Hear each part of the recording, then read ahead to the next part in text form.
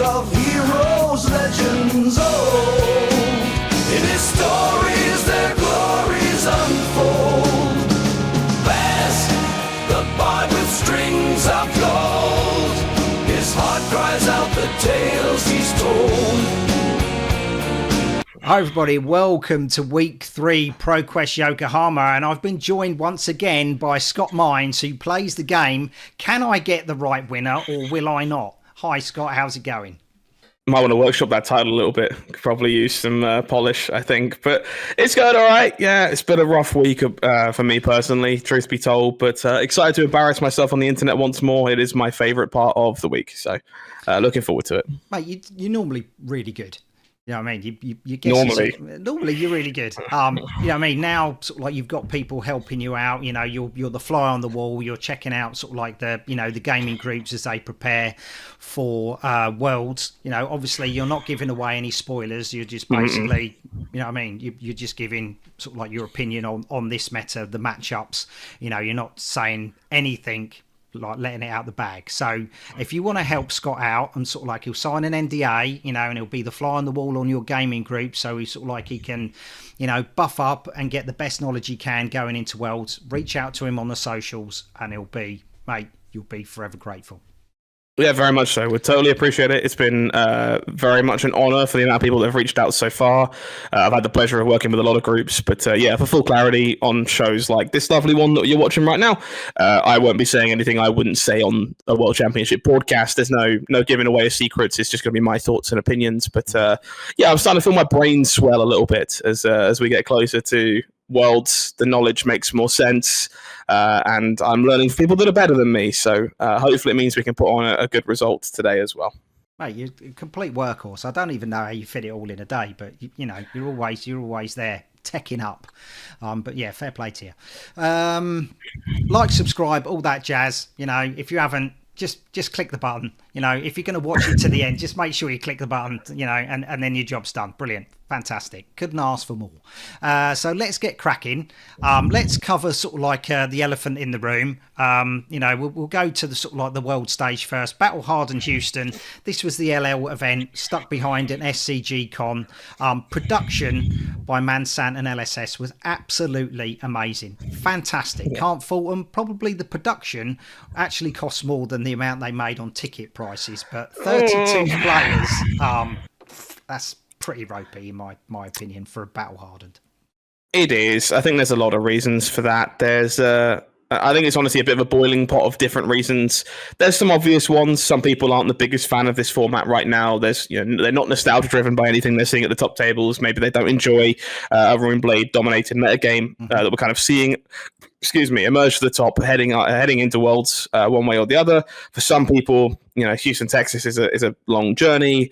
The paywall behind an SCG con might very well be an issue. Yeah. That maybe they wanted to play some other events at that SCG con, perhaps. And then there's also that subsection of people who want to keep their secrets for Worlds and do not want to be showcasing what they're up to at the World Championship on the biggest stage either. So, yeah, menagerie of things that all definitely played a role in this event being slightly smaller than you might otherwise expect. But the games that we got to watch were pretty informative of what to expect from Living Legend. They are explosive, they're powerful, we're doing a lot of nonsense, for lack of a better word, and I think if you want to learn more about this format, the best thing you can do is go back and study some of those games because they're just incredibly informative. I think Sam and Sam did a great job, busy swapping jackets during the broadcast and throwing me off a little bit every now and again, switching sides of the screen because, hey, they're the same person, but you know, let them have their fun. Outside of that, they did a great job at showcasing the game, talking about some things that maybe newer players that weren't around when these heroes were around the first time might not be familiar with, and that made for a great show. And I hope the people that were there enjoyed it half as much as I did watching it. It was good that Sam Dando showed off. You know, they gave him his due. You know what I mean? He made it into the top cut of one of the first LL events. Sort of like his experience in this format certainly showed. Like you were saying, the action was so explosive. Sort of like, you know, they had to do each other's hair in between. Sort of like, you know, in the breaks. So they're an interesting pair, Sam and Sam. They've got a lot of character to them. I'll give them that. Yeah, I certainly tuned in to see, you know, potentially what the meta's going to be looking like in the world. You know, unfortunately, like you said, paywalls and all the rest, you know, people revealing their secrets, they didn't want to do it.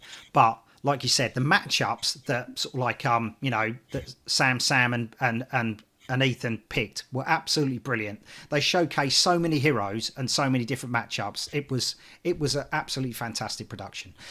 Final was between Bird Cabrera with Chain on kind of like a RuneGate list and Nicholas Tran. I thought he was on an OTK deck, but it was won by Bird with Chain in the end. Whereas we saw last week Viserai kind of taking sort of like the biggest share of wins across LL.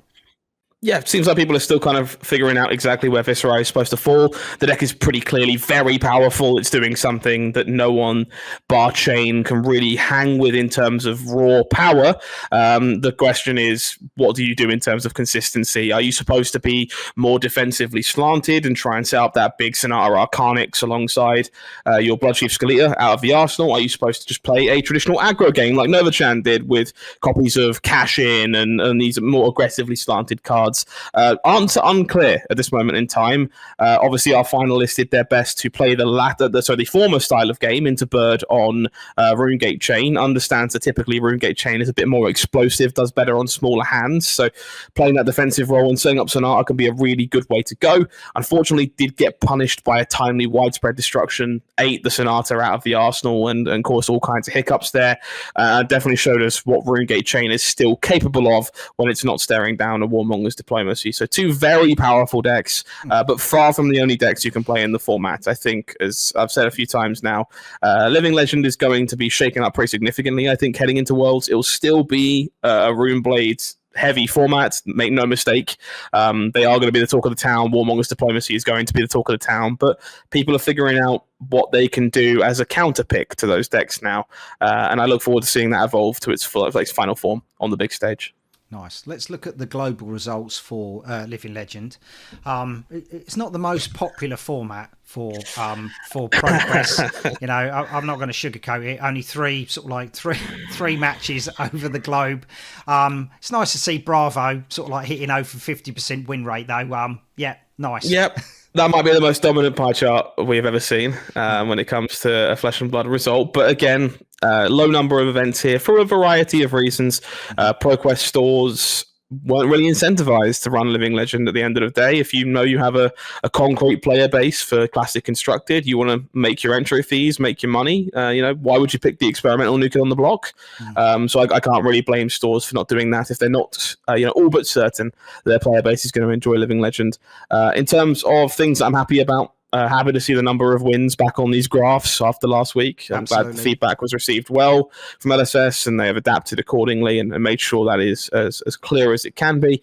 But yeah, this is no big surprise. Briar and Starvo, both very defendable decks in the Living Legend format. We saw Michael Fung and Brody Spurlock playing the latter at the Battle Hardened. So yeah, not shocked to see these decks winning. Yeah, Jacob Clements won the week before.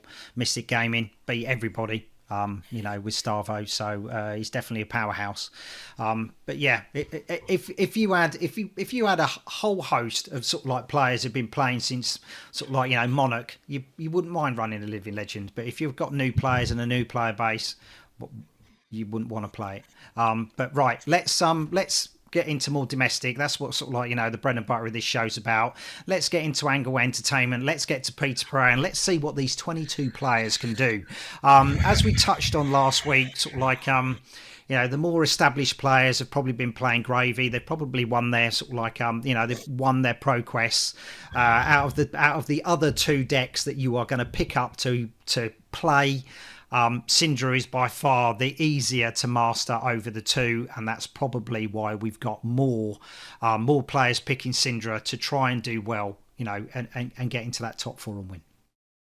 Yeah, I think Syndra was definitely the consensus choice going into the weekend. People expected her to have the best week of the bunch and be the most heavily represented. And as a result, you see one copy of Gravy at this event because if you're not intrinsically familiar with that matchup, it's very, very hard to win, despite the inevitable power level of the Necromancer. A bit surprised to still see 3 Florians here. I don't know whether the message just isn't getting around, but that deck sucks. Don't know what you're doing with yourself, but I hope people can prove me wrong. I of course have good results on Florian myself. I am known to enjoy the deck one way or the other, but I just don't see the appeal in a room with 4 Verdants and 6 Syndra. So hopefully someone knows something I don't. Otherwise, a really cool little spread here. Happy to see some assassins, happy to see some ninjas. There's a little bit of everything that Fab is all about, so good stuff. The thing is, if you're an established Florian player, you've been playing for ages, and you're going against someone who's just kind of like, had a few reps with Syndra, you might have more of a chance of getting through, and the more people pick up Syndra and the more time you've put into Florian, it can kind of like sway, probably in your favour. Oh, I don't know. That matchup is pretty cursed.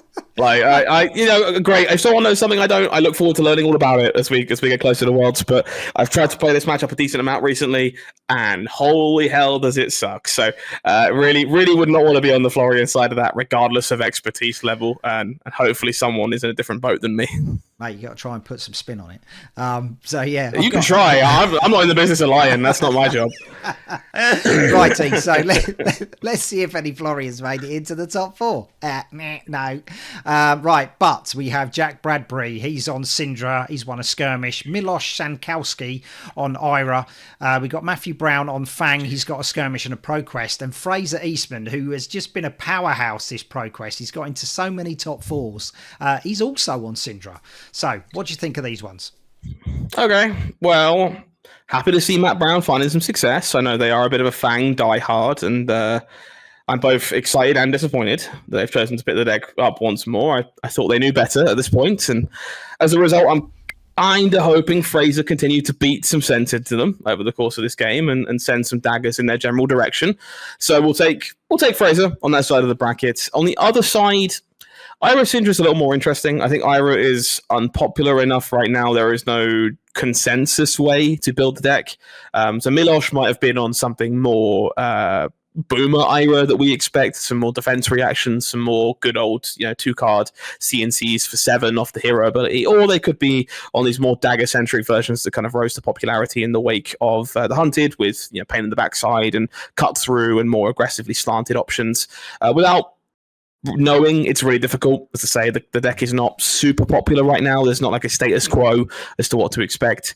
But I think more of those variants are unfavored into Syndra than are favored into Syndra. So I'm going to take Jack in this case and say we had a Syndra mirror in the finals. Okay. So Syndra mirror. Here we go. Are you right? You are right. Jack Bradbury versus Fraser Eastman. Who do you think took it down at Angle Gaming? Can't believe you're still asking me. You know the rules in these scenarios. Mirror match could go either way. I don't know who the higher seed was without any extra input, so we rely solely on the alphabet. And for that reason, I'm hoping that Fraser Eastman has become a ProQuest champion. Let's see if he has, and he has. Well done, Fraser. You've entered so many events this season so far, so well done for picking up your win. Unfortunately, sort of like Hio had not delivered the ProQuest prize pack, which is rather disappointing. So Fraser's going to have to wait for his gold foil. So they just got participation pricing. So yeah, it's a little bit disappointing after all that, but yeah, not great. Hope it's something nice. If it's a bunker beard, send it back.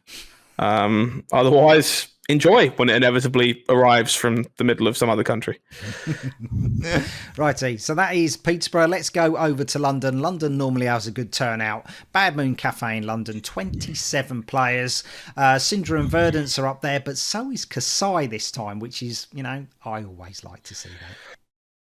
Yeah, this is a good mix. I think Kasai is a pretty defendable pick if you think Syndra is going to be far and away the most popular deck in the room. The matchup is interesting, can definitely go Syndra's way, but Valiant Dynamo pretty well sized to block Mask of Momentum Breakpoints, I should say.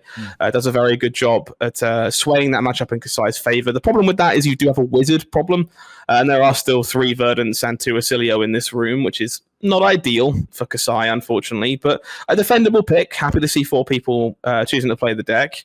Some other interesting ones here as well. Dorinty are probably not super happy about there only being 2 Gravy in the room. Dash.io, it's kind of 50-50 into Verdant's, very much the same into Syndra, but probably isn't very happy about how many Kasai have found themselves in the room. Valiant Dynamo is the perfect car for bricking off boom grenades, so can't be too happy about that one, I imagine.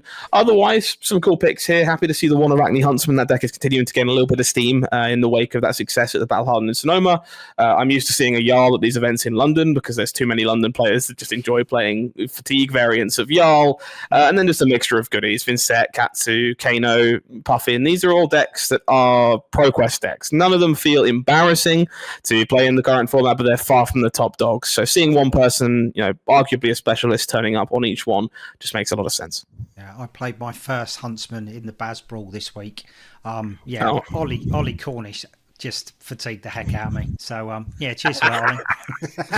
Well, I'm glad that Ollie still knows what their bread is buttered with, because they've been fatiguing people on Assassin for as long as I can remember. So. That was really good. Let's see if Huntsman made it in. He didn't this time. So Antoli Muckin on Dash.io. We've got Shamir Sami on Gravy. He's got a top 8 from a Pro Tour, a Skirmish, a ProQuest and an RTN. Samuel Thomas is on Syndra and he's got 2 skirmishes. And Petter Olsen is on Kasai. So, did Kasai get through this Syndra match? I think so. We alluded to this a moment ago. I think Syndra's part of the reason why you'd want to play Kasai in the current format. Again, not by any means a surefire victory. It's a losable matchup, but it's one that you're happy to see if you're on the Kasai side. And if I was Petter, I would be happy to see this matchup. So I'll take them on this side of the bracket. Hopefully Kasai made their way through to the final.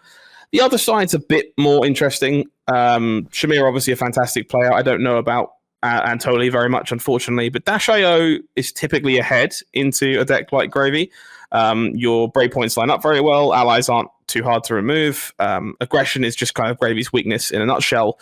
But there is a bit of a mini game going on over the course of the game. Sometimes Conqueror of the High Seas is a real pain in your backside. Sometimes Fearless Confrontation really does blow you out in spots where you need to clear away an impactful ally like Sawbones.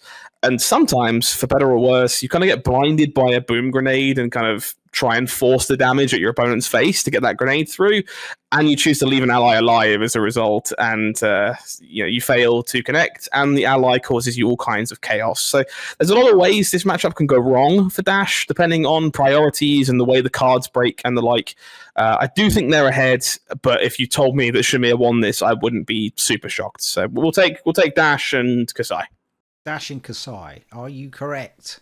It was Shamir on Gravy, and Petter did get through on Kasai. So, Gravy versus Kasai. How do you think this one went? This one is a bit tougher. Depending on the Kasai player that you speak to, the matchup is very palatable. Some of them think that the goal is to fatigue the Gravies in this spot and just carefully clear away every ally with regimented consistency. Some people think they can race. Others think the matchup is doomed. So the opinion is kind of split. Mm-hmm. I lean towards fatigue being the plan in this matchup, but I often think it isn't quite good enough. For that reason, I'm probably going to take Shamir on Gravy here in what I think is a slightly favourable matchup. Okay. So Shamir, your former commentary buddy, did he win? He did indeed. Well done, Shamir. Your holiday is paying off. Well done for making it into Pro Tour Yokohama. So fantastic. And there go all my hopes of him joining me in the booth in Japan. Unfortunate. I guess I'll survive. I'm sure he'll be happy playing in Yokohama one way or the other. Gold foil was prized Gallia. Probably not the best Olympia piece of equipment nowadays, but yeah. That goes firmly in the not a bunker beard bracket. So enjoy your gold foil, Shamir. I'm sure you'll be playing. To be fair, Price Galea just got a fresh breath of life with the Silver Age announcements. It is a very appealing rare headpiece for that format. So might get a fresh breath of life just yet. Might be one worth hanging on to. Brilliant. So we'll wait and see on that one. Right, we're going over to Cardiff. Geek Treat Cardiff. Fantastic turnout. 26 players. I've got a cough. I'm really sorry. We are both, unfortunately, still dying, even a week later. Yeah. It's not great. I'm getting better. Slowly but surely. Quite a surprise when this came through. 4 KOs. So yeah, they're following the trend for Sweden of a KO-centric meta over in Cardiff. But what do you think of this one?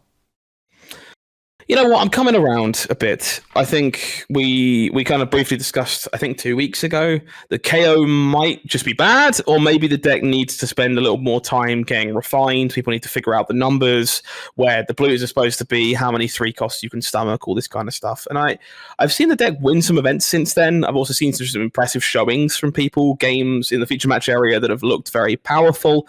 Some of that comes down to cards like Tail from Lim and just a higher density of misses that we don't normally see from the KO decks. They're designed to be very consistent, but players like Noah Bagelman deciding, hey, if we push the upper echelon of those misses to 6 or 7 or 8, we can do some very powerful things if we're willing to take some risks, and that's treating them very well in their tournament results so far. So I'm becoming a convert. I can see KO being a bit better than terrible. Maybe it is a 5th or 6th deck kind of deck, but maybe even more, maybe even better than that. It's very powerful, at least in what it's doing.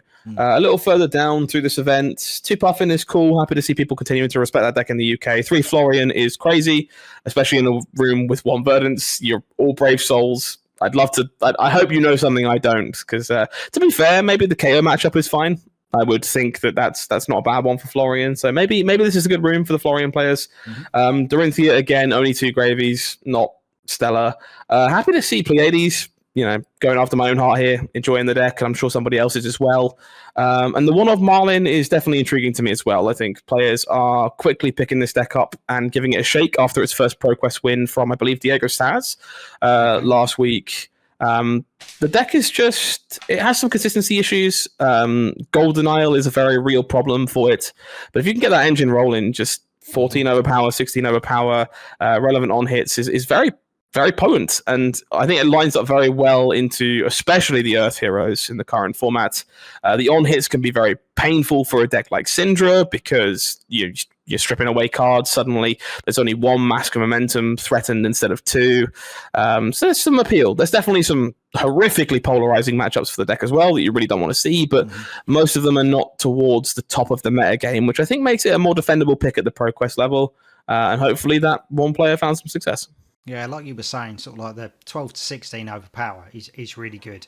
You're just hoping that it bricks when you're against it. But, always. I was thinking, we didn't see much Marlin during high seas at all. It was all gravy, a little bit of, a smattering of Puffin, but not much. And I thought with the tipple ban, we're probably not going to see this hero for a while, but it's really good that sort of like people have been picking her up and sort of like, giving her a spin because she's got some power behind her. It's just a case of trying to figure it out at the minute. Yeah, I think both Puffin and Marlin needed some time in the oven to really reach their full power level. I think slowly but surely we're getting there. I think both of them received relevant expansion slot cards. Backspin Thrust is incredible. And Cash of the Day is honestly exactly the type of card that Marlin wants. It doesn't solve any of her problems, but the card is very flexible and very powerful. And I've definitely set it down more than once now and cursed its existence. So, it's a good expansion slot card if I'm screaming about it internally when it lands. So I expect both decks to kind of pick up a couple more tools as more sets come down the pipeline. And they will almost certainly be very, very real contenders throughout that window. I think people are finally figuring these 2 out. Yeah. Let's see if Marlin made it into the top 4. Unfortunately, she didn't, but Dory's got her time in the sun. Tim Coates on Dorinthia, he's got on RTN. Steve Andrews is also on Dory. Lewis Folks is on Syndra, he's got 2 skirmishes. And Thomas Lynch is defying you, Scott. He made it into the top 4. Not for long, because Thomas hit a Syndra, which means Thomas won't be denying my logic any further. I'm going to assume that Lewis managed to take that one down, and I look forward to looking very stupid in a moment when that didn't happen. Now, I would normally bet on Tim here. I know Tim's a very strong player, but the law won't let me, unfortunately. We're going to have to go with Steve in the Dorinthia mirror here, because S is ever so slightly just before T. And so... Steve, it's going to be. Okay. Did your law serve you well this time? It did not. Okay. Tim made it through. So Tim with Dory versus Lewis Folks on Syndra. How do Makes sense. Tim's a very good player. This matchup is very close. Unsurprisingly, Syndra not exactly in the market for blocking, which does tend to lead to Dawnblade getting rather large, rather fast. But Syndra is a powerhouse in these spots. I can see this going either way. I think Swiss standing probably matters pretty significantly in this one. But in the dark, I think I would take Syndra given the choice. So I'll take Lewis Folks on Syndra. Okie dokie. Is he right? Are you right at home if you're playing along? Because it was Tim. Well done, Very Tim, nice. taking the golden girl of Flesh and Blood to victory at Geek Retreat Cardiff. When that result Golden came Girl. That's not Prism. Come on now. We all know who the real Golden Girl is. She's the OG, mate. It made me smile so much when I saw Dory win. I was just like, get in there. Well done, Tim. Well done indeed. Gold foil was not opened.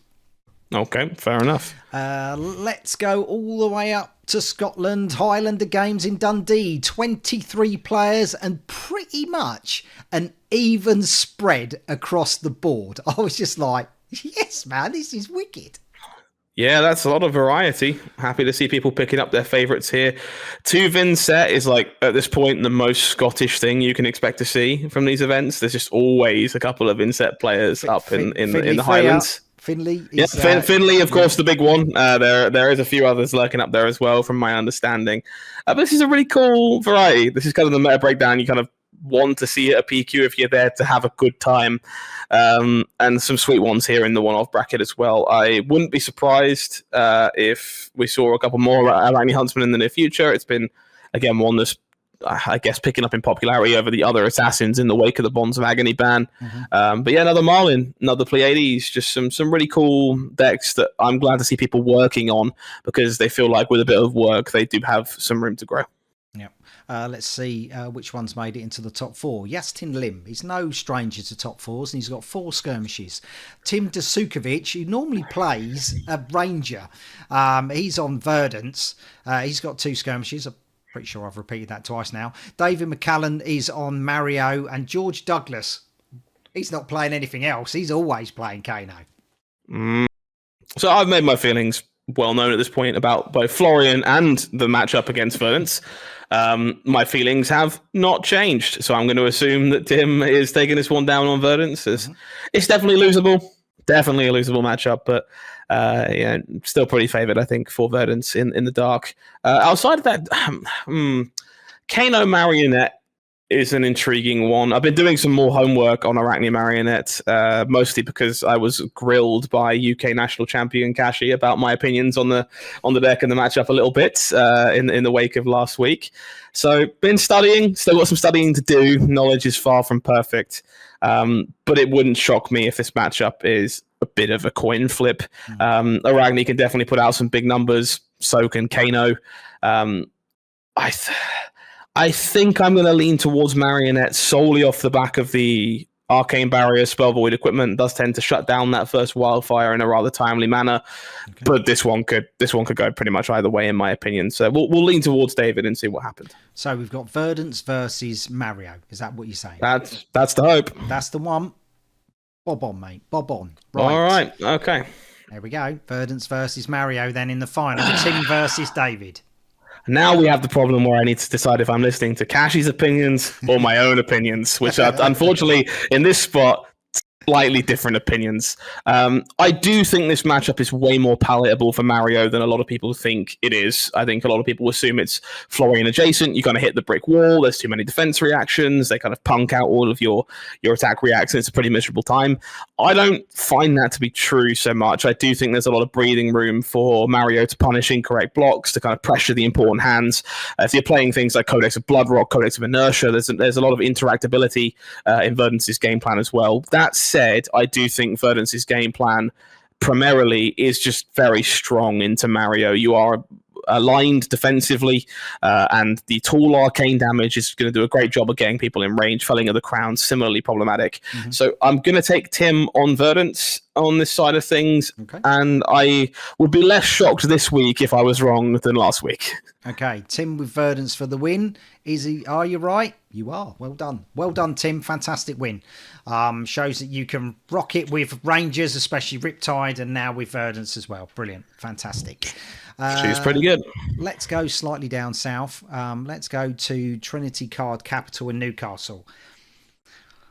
Elephant in the Room is 13 players. Now, they were... Did you know about this one? I've kind of read Discord. Did, yes. I've heard some stories. Yeah. I'm not sure it's my place. I'm sure the correct people who are involved in that are having those discussions. And for that reason, that's not my business. I will leave it to those people to take care of. Fair enough. 13 players, 3 KOs. Yeah, I mean, it's kind of like round pro tech country.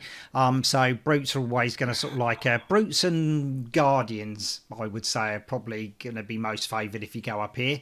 Not many Guardians come out to play. We've got 2 of them, but certainly the Brutes have.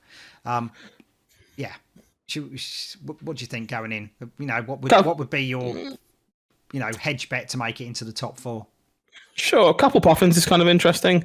I think, again, this deck is just like quickly becoming a favourite and people are understanding what it can actually do. For me, I think this is a pretty good room for the KO players, honestly. It wouldn't shock me if we saw multiple in the top 4 here.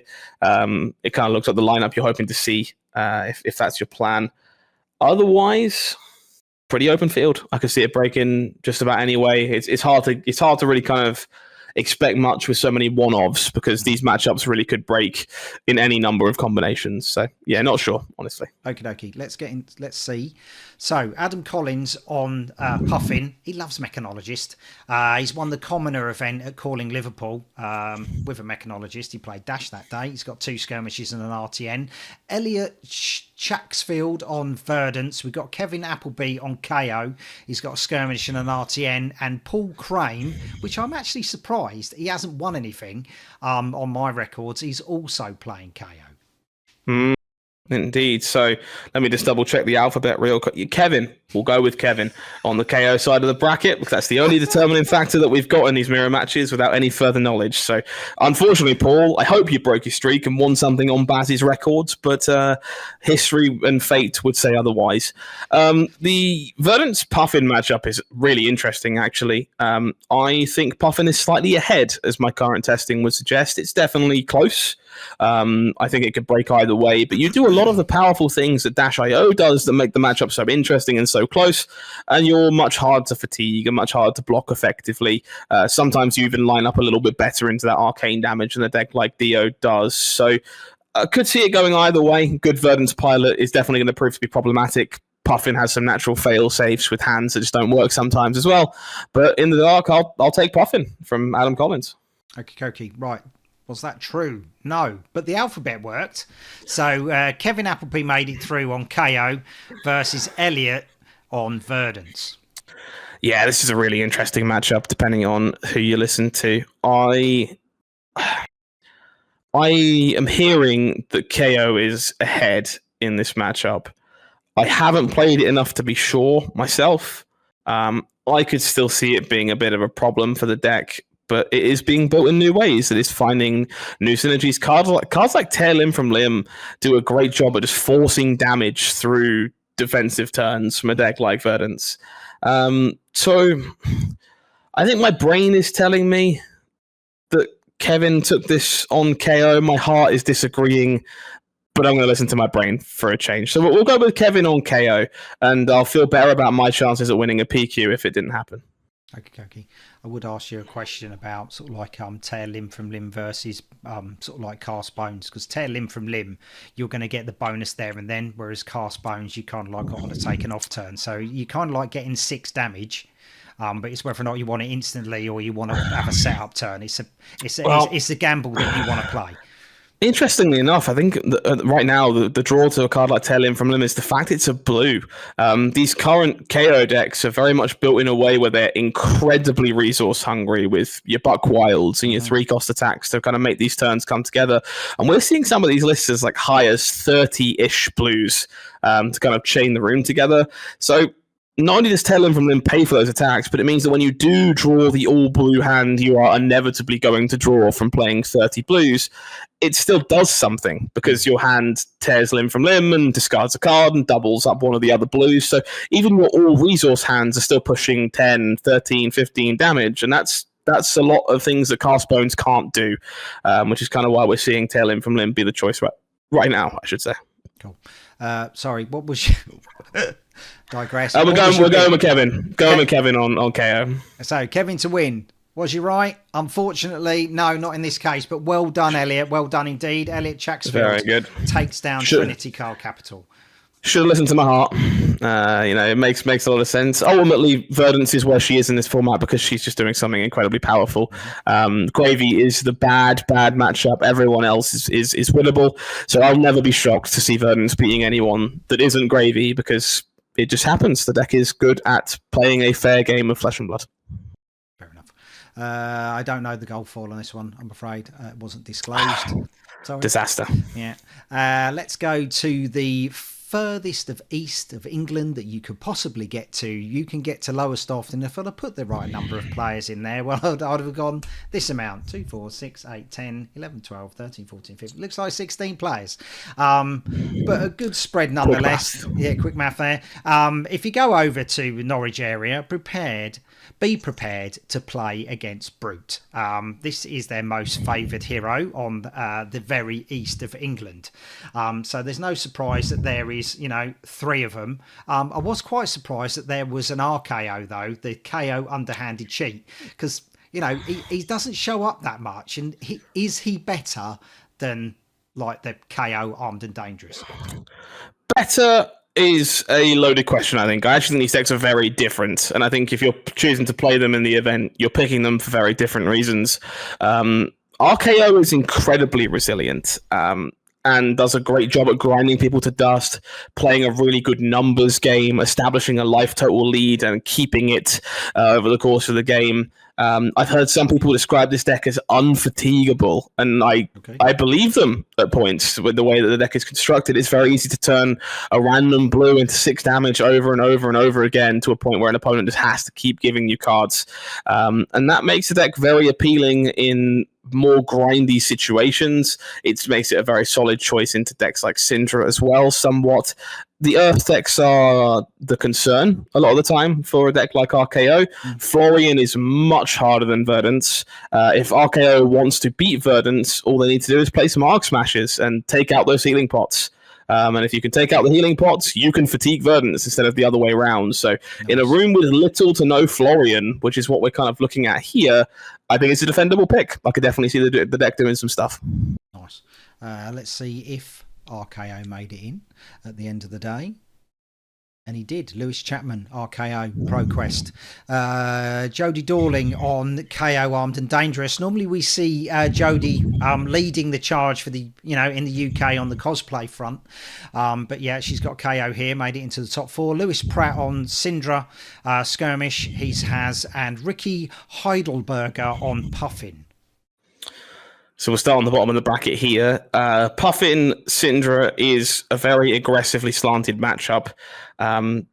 It's a hard one to predict as well ahead of the time because these decks are picked for different reasons. They're both aggressive, which makes them kind of good into the same things, but Syndra is about consistent aggression and making sure that every turn does the same thing. There is, no fail state situation. Your deck is always going to do the thing you build it to do. Whereas a deck like Puffin has some real highs and some real lows, which means those highs, when everything kind of sequences correctly and the deck does the thing, they're way better than anything Syndra could do. Syndra sends multiple head jabs. You get to send 1,000,001 4-power attacks, which is obviously just much, much better. Zeppelins and Palantirs are all very, very powerful cards. Yeah. Sometimes you find yourself with cogs in hand that can't block. Sometimes the cogs crank and they don't draw an attack, and things go a bit south. So there is a fail rate that comes with playing Puffin in exchange for that additional power. And that makes it very hard to predict, because if Puffin found the right half of the deck, they're going to be ahead. If they found the wrong half, they're going to be behind. As a man who gambles, I'll take the consistent odds in these scenarios. So I'll take Lewis Pratt on Syndra, and would not be shocked if that broke either way.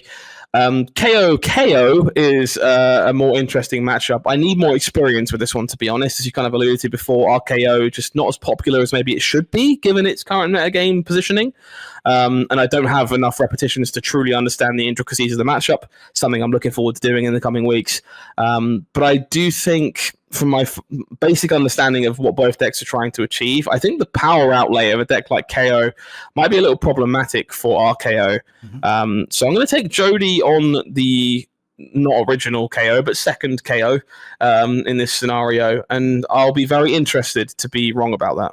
Okay. So you said Syndra versus KO, correct? That's right, what we're going for. Brilliant. Okie. Right. Okay, it was okay. But you've said it was, it's close games to call. So, you know what I mean? And it is. You start getting into top fours. People are there for a reason. They 100%. They are there because they are good. So RKO versus Puffin. Lewis versus Ricky.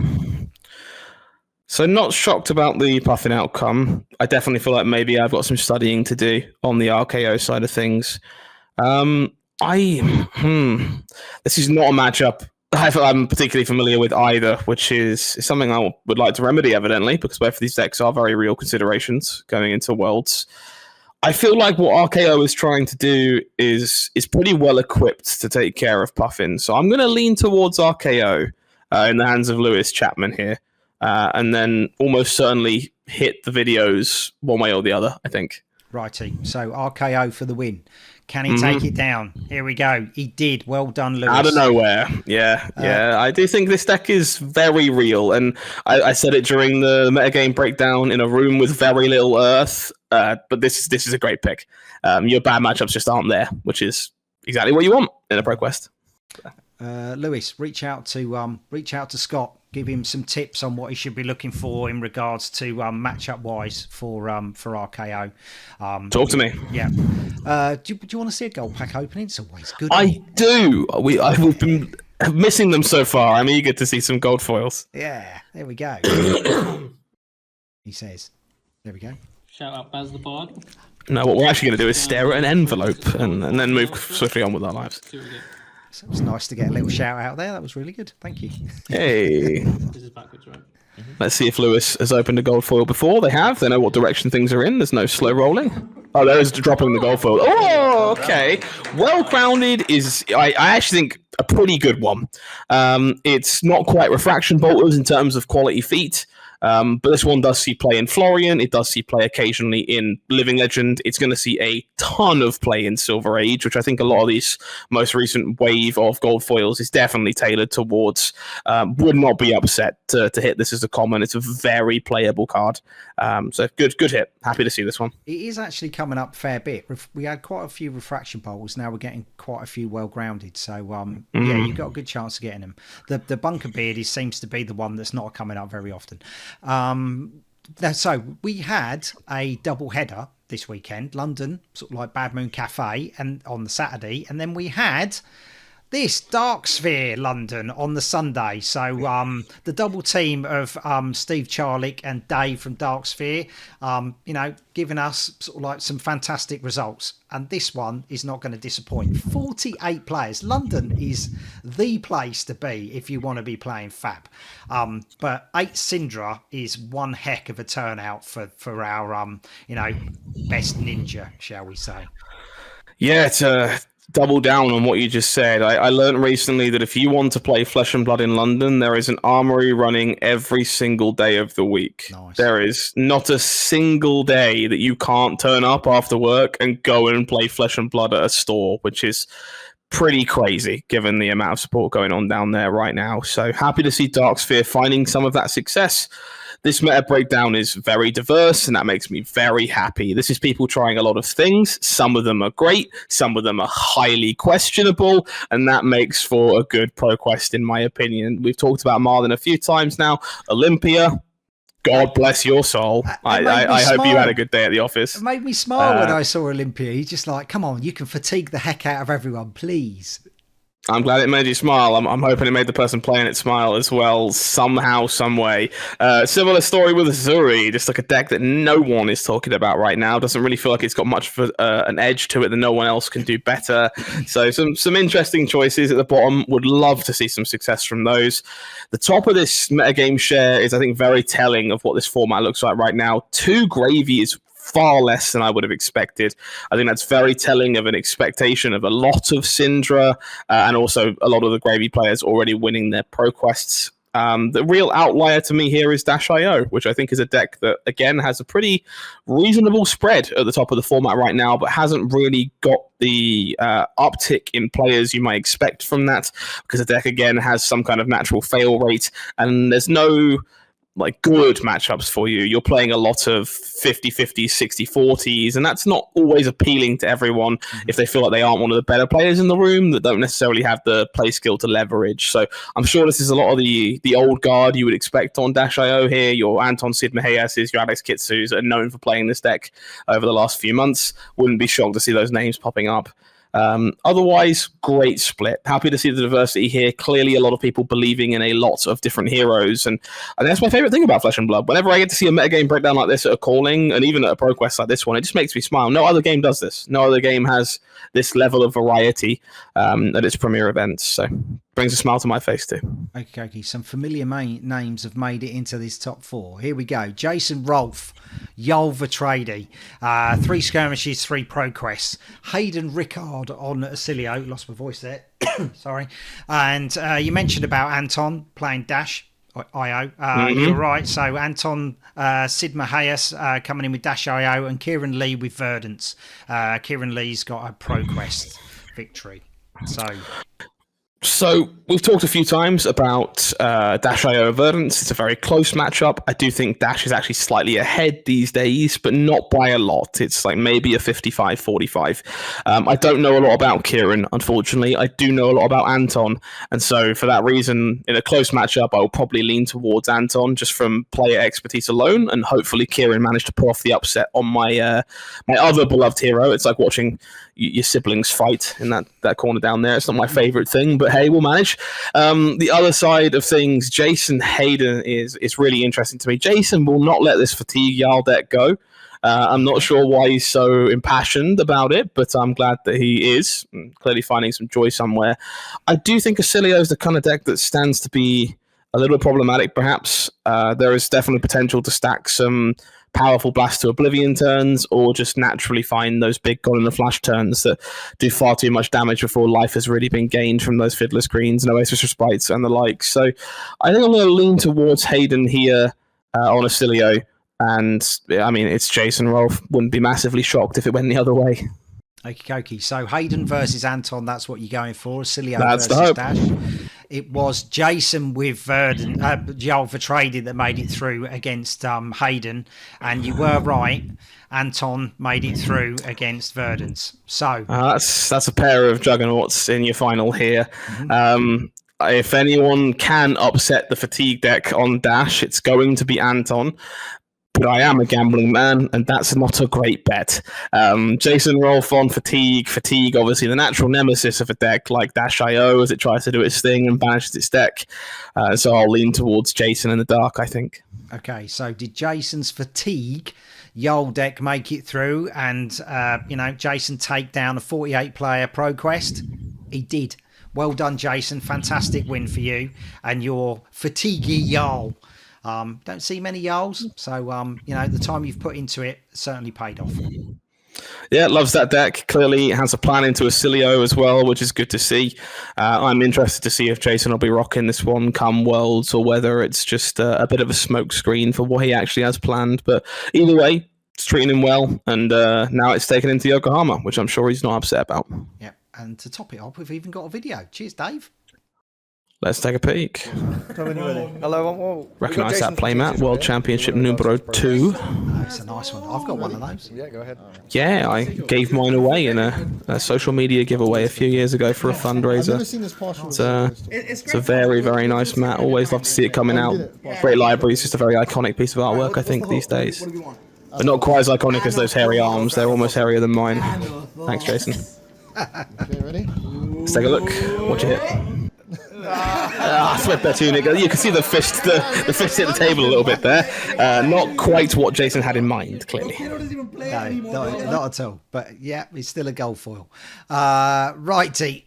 Sorry, everybody. Right, let's get on to the meta maps. We covered Sweden last week. These are the three that they've got. Verdant's taking sort of like the lion's share of the matches there. Pretty much tells the tale across sort of like, the areas we cover. Verdant's, this was Dylan Thompson winning in Ireland. More to come for Ireland. But oh look, that's a lot of wizards. Yeah, she's a bit good. No real surprises there. Yeah, we have got some, there is a bit of change here. There we go. So it's not quite all Verdant's, but it's like the very north of England and sort of like, the beginning of Scotland is literally Earth country. It's like Verdant's wizard. Yeah, there's a singular Celio up there who is also a wizard. So, yeah. Betsy taking it down in Huddersfield. Well done.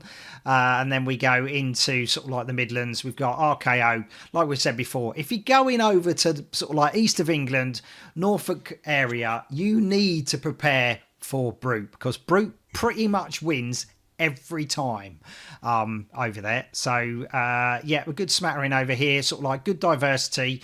Sort of like the Midlands is always called the melting pot. Sort of like where north and south sort of like collide, it could go anyway. And then we've got the south of the UK. Still sort of like, it's a lot different from the north. Florian is sort of like, propping us up by the roots, and then you've got KO and Dory. There's more sort of like, events to come in. We've got Dyson Destiny to come in, and that'll kind of like do the southeast of England. London, sort of like, again, it's a good melting pot, London. They've had a fantastic amount of players. That's over 100 players playing in the London area for the ProQuest. Fantastic. Absolutely brilliant results, guys. I mean, no surprise there's a world premiere turning up at the start of 2026. It's clearly a hot pot for Flesh and Blood, so it makes a lot of sense to me. That Excel one at Pro Tour London was a flipping good event. That was when they announced it was coming to London. Oh my God, I had a smile on my face. I was just thank you very much. Wouldn't be shocked to see the world premiere in the XL either. I mean, it makes sense as a venue. I don't know that, of course. No one tells me nothing. But I don't know where else you'd put it. So yeah, indeed. Yeah, that was a brilliant venue. Let's go on to the global results for the ProQuest. As we saw sort of like last week, we've got the percentages. As Scott was saying sort of like earlier when we saw the Living Legend results, LSS have listened. Fantastic. They've put in the total amount of wins, and it's no surprise over sort of like, the kind of like the top two heroes that you're going to kind of like jump into to try and win a ProQuest. Syndra is kind of like topping the bill. 30 wins is flipping heck. That's phenomenal. But she's only getting half points because she's only been out a year. So she's in Living Legend points. It ain't that many. No, in contrast, Verdant's is I believe now over that threshold. I think with the way that Rosetta released, so it's been around for more than a year, so it's racking up points pretty quickly. I think she's picked up nearly 300 or so over the course of this season, so she's definitely making a name for herself. But looking at the rest of this, kind of what we expected. Gravy not doing so well in Syndra's world in these later weeks, but had a very, very dominant week one. And then KO and Dash kind of turning up as the two outside superstars, I think, are probably worth watching as we make our way into the final weeks of ProQuest season. As what normally happens, Kano starts off first week smashing it, picking up points left, right and centre, and he is rapidly not picking up these wins now. We've seen him sort of like this week he was in he's in the meta breakdowns, but he only made it once sort of like into the top four. Douglas Easton making it in. I've got a cat trying to get into the camera shot. There we go. There she goes. Yeah, I think he needs like 55-ish points or something like that to Living Legend at this point, which I think is unattainable before Worlds. So it's not. I mean, anything could happen if suddenly we sit down and Kano wins 40 events next week. Then you never know. But it's unlikely. I think he would need to win more in this last couple of weeks than he has at all season, and so the deck is probably very likely legal for the World Championship at this point. Yeah. Whether or not that's a good bet, that's up to you to decide as a player entry. But let's see how the top 5 have shaken up. As you alluded to, Kano needs 55 points to make it into the hallowed halls of Living Legend. But, oh my God, KO is absolutely flying on the amount of points he's picking up. He's now leapfrogged, sort of like Fi. Fi's literally at a standstill. He's the same as Bravo. They're just treading water. They're just biding their time until sort of like these guys go. And even Florian is sort of like picking up a good amount of points. So, yeah, I think Prism's like number 6. She's not too far behind Bravo at the minute. So she could actually surpass Bravo, in the next couple of weeks and just give him the old heave-ho and push him out of the top 5. Would be a shame. I love looking at Bravo's face every week. But, He'll be back. yeah, I mean, I'm sure he will. He won't win any of the events, but he'll be back. Yeah.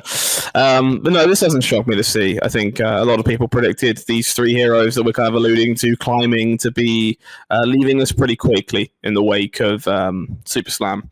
And I'm actually kind of happy that none of them have left or look like they're going to leave during this ProQuest season. But it might be a nice way to bookend the year if they disappear in December at a calling or Valencia or something like that, or maybe to start off 2026 with a bang. But yeah, they're performing well, and it won't be long until KO, Florian, and thank God, Kano are finally leaving Classic Constructed. And as much as I love Arcane Rising, I will not be sad about it. Yeah, I mean, KO could go in the Road to National season. I will actually be quite sad to see KO go, because I think I really enjoy playing him. He is such a good hero to play. But yeah, it is. Everyone has their time in the sun, and then they go off.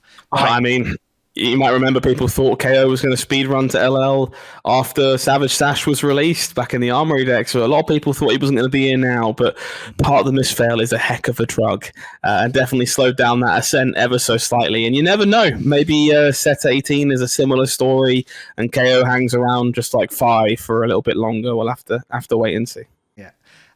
So if you want to go to a ProQuest, where can you go if you're in sort of like UK, Sweden, Ireland? Well, next week, there's a whole raft of games. We've got Brighton, York, Sunderland, Ipswich. If you're in Sweden, you've got Gothenburg. And then we've got the last of the London stores, P9 card game in London on the 26th of October.